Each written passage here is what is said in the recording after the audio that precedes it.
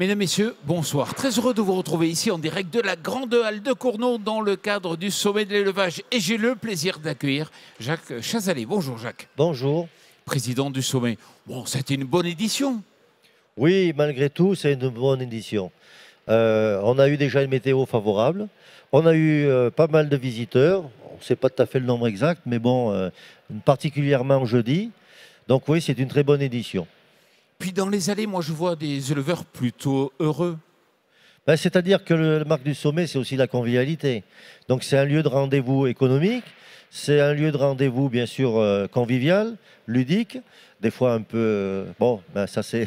Et puis aussi c'est un rendez-vous, je dirais, de colloques, d'informations, et ça a été très bien suivi, et on a eu énormément de rencontres de ce type. Les politiques ont été présents.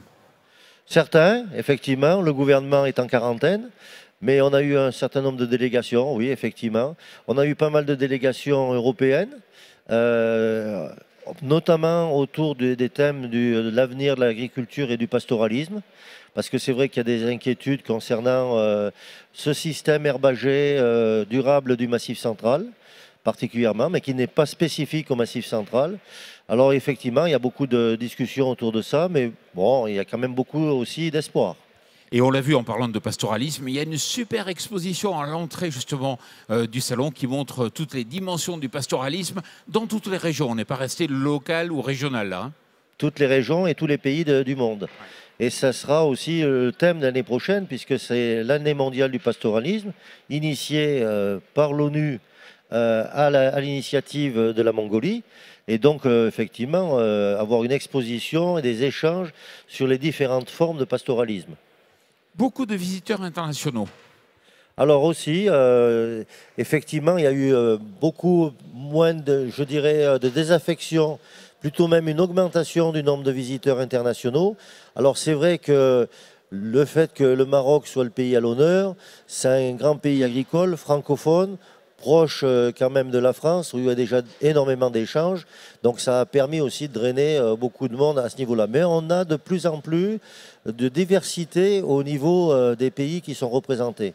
Et là, c'est aussi intéressant de voir qu'il y a de plus en plus de monde qui vient au sommet de l'élevage pour échanger, partager.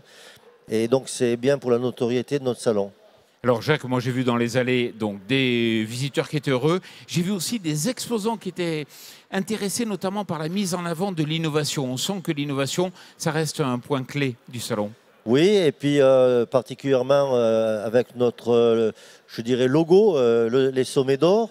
Une centaine de candidatures qui ont été déposées par les différents constructeurs. Simplement 19 de retenue, donc des fois des trucs simples, des astuces.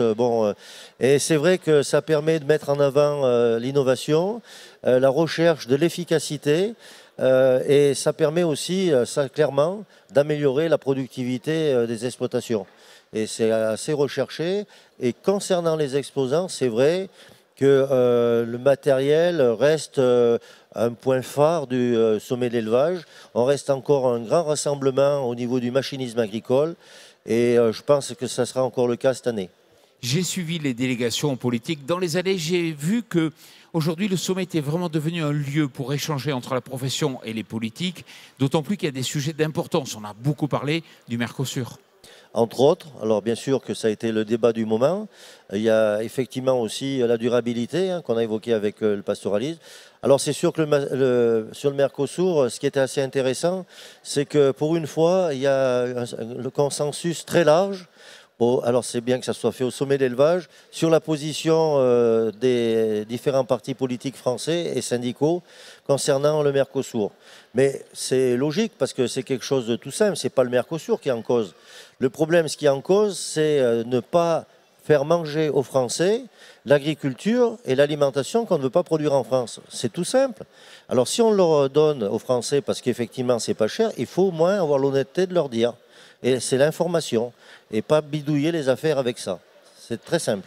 On sent que c'est un salon, bien sûr, qui a l'ADN de l'élevage, des éleveurs. Vous affichez la couleur dès l'entrée. Le nom Mercosur, c'est écrit en grand. Ben oui, parce que on est quand même la vitrine de l'élevage durable et l'élevage de qualité.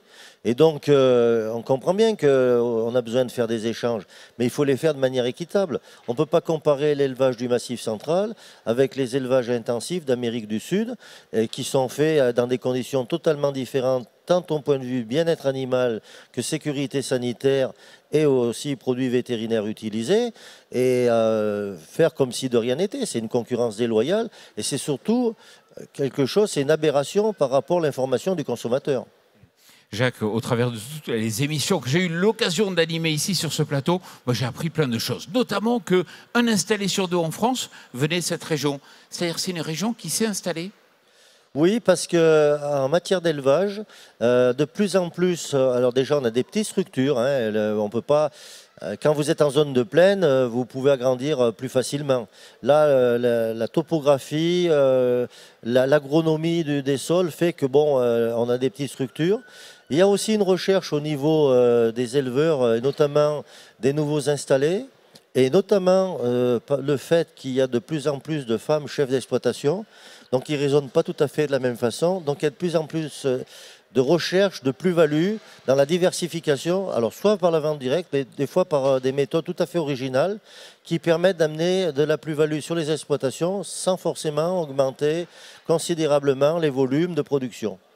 C'est un salon où on rencontre les personnes dans les allées et on se rencontre aussi dans les salles à côté où il y a énormément de colloques.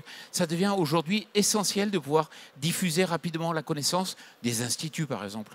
Oui, alors c'est ce qui est intéressant au sommet de l'élevage, c'est que bien sûr maintenant on utilise la data, hein, le digital et l'information va très vite, mais à un moment donné, la relation en direct, alors bien sûr pour la convivialité, mais pas simplement, d'échanger en direct, de confronter ses points de vue, de pouvoir discuter dans des échanges, dans des colloques, des réunions et ainsi de suite.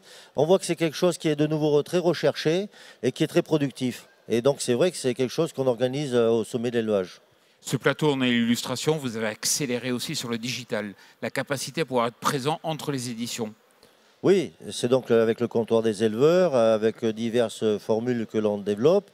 Et c'est vrai que c'est quelque chose d'important. Aujourd'hui, on ne peut pas être absent de toute cette mécanique des réseaux sociaux, du digital, des data et ainsi de suite. Ça, c'est clair. Toute dernière question, parce qu'on arrive au terme de cette émission. Est-ce que vous savez déjà les dates de la prochaine édition ou c'est pas encore fixé? Ben si, je n'ai pas mon calendrier, mais je vais vous dire, ça commencera le premier mardi d'octobre.